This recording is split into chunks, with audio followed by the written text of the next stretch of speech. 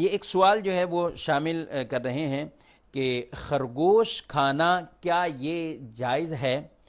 خرگوش کھانا بالکل جائز ہے، حلال ہے، اس میں کوئی کسی طرح کی ممانعت نہیں۔ شریعت مطہرہ نے جن جانوروں کو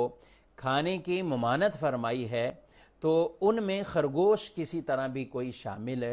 نہیں ہے، بلکہ بخاری شریف کی ایک حدیث پاک ہے، نبی پاک صلی اللہ علیہ وآلہ وسلم کے صحابہ نے ایک جگہ پر خرگوش کو دیکھا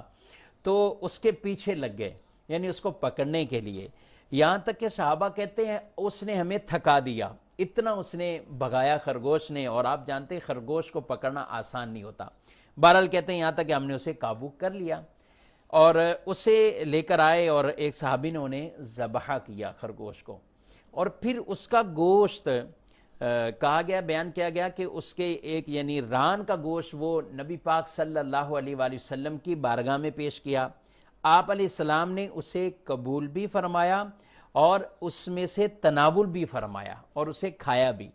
تو گوشت کھانا یعنی خرگوش کا گوشت یہ رسول اللہ صلی اللہ علیہ وسلم سے باقاعدہ ثابت بھی گئے اور صحابہ کرام علیہ مردوان سے بھی، لہذا خرگوش یہ حلال ان جانوروں میں سے ہے، اسے حرام کہنا یا اس کا منع کرنا یہ بالکل قطعاً غلط ہے اور حلال ہے، اسے بالکل کھا سکتے ہیں اور اس کا کھانا بھی جائز ہے۔